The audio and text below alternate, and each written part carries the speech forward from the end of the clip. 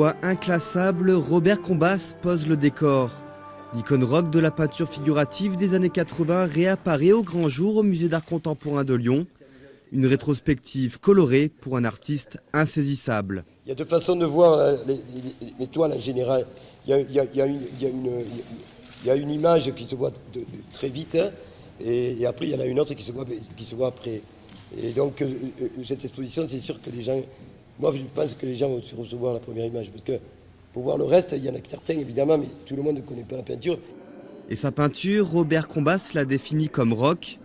Religion, guerre, femme, sexe, l'artiste a défié tous les thèmes à un rythme frénétique, sans jamais s'enfermer dans aucune théorie. Il compose des tableaux, des œuvres qui sont jamais dramatiques quand elles sont tragiques et jamais totalement joyeuses quand elles sont heureuses. C'est une espèce d'entre-deux, c'est une espèce de monde quotidien. Et pour dire, c'est un peintre qui est un peintre de la vie quotidienne, de la vôtre, de la mienne.